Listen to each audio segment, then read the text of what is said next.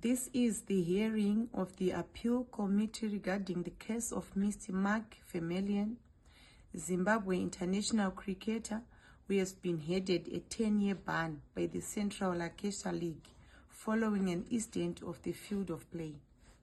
We will hear submission from both sides, the defense counsel representing Mr. Vermeulen and the prosecutor representing Commit. Let us proceed. Honorable Chair, my client, Mr. Vermeulen, acted under extreme provocation. He was subjected to repeated verbal abuse from intoxicated spectators.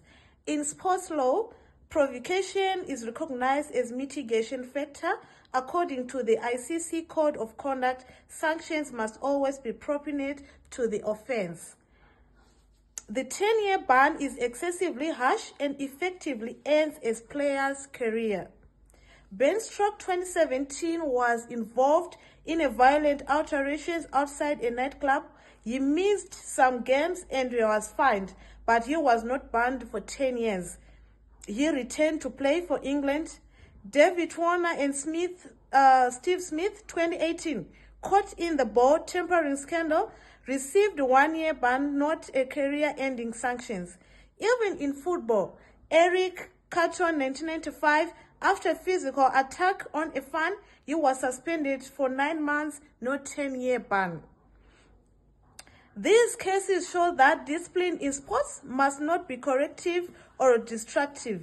The Court of Arbitration of Sports has also repeatedly emphasized that sanctions must not be appropriate and take into account mitigation circumstances. Secondly, no injury was caused in the incidents. The ball thrown did not strike anyone. Punishment should consider actual harm, not potential risk. Thirdly, Mr. Mark served his country as an international cricketer. He deserves the opportunity for rehabilitation, not a career-ending penalty.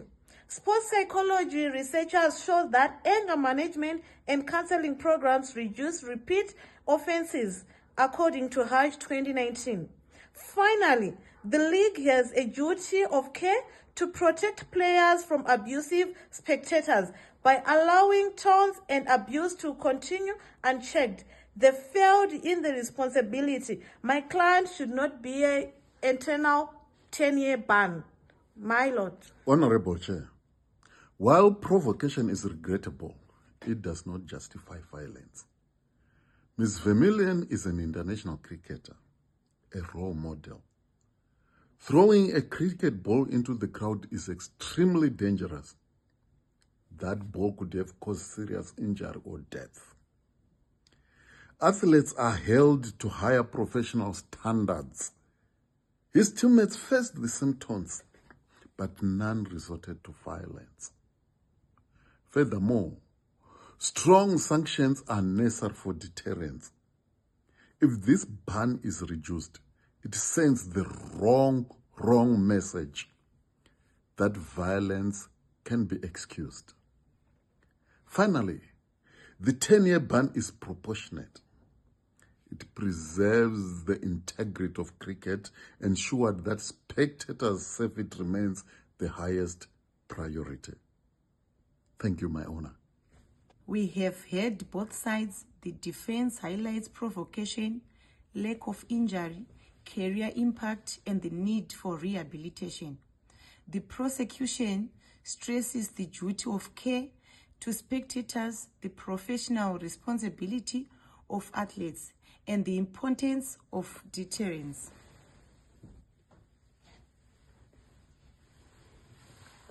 After careful consideration, this committee finds that Mr. Vermeulen's conduct was a serious breach of professional standards.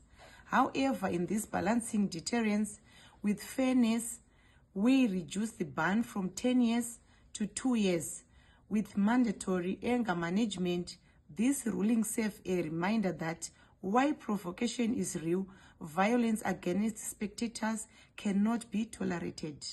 Case closed.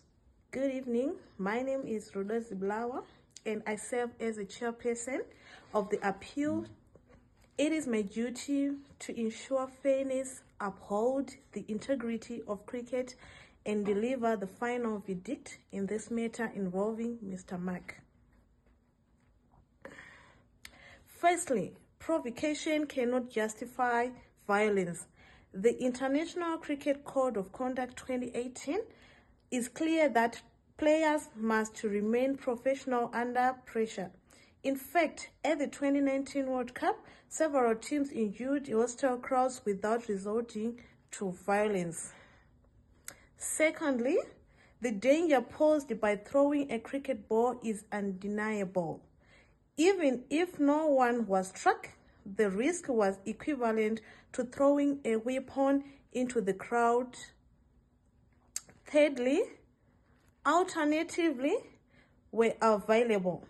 Mr. Mark could have turned to umpires or officials, as players like MS Dhoni of Indian Premier League 2019 have done when facing disputes instead of self-help. Fourth, the principle of deterrence is crucial. Just as in Australian 2018 ball tampering case, bans protect not only the rules but also image of the game. Fifthly, history matters. Like Luis Suarez in football, repeated temperament issues show why stronger sanctions are necessary. Finally, the sanction is appropriate. It is severe but not permanent. Global sports shows similar standards. Kotani's 9-month ban in football proves that misconduct against fans is punished heavily across all world. For these reasons, the tribunal rules that the 10-year ban should be upheld in full.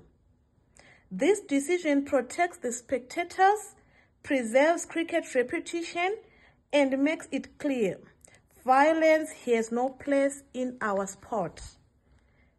This case is closed now. Thank you.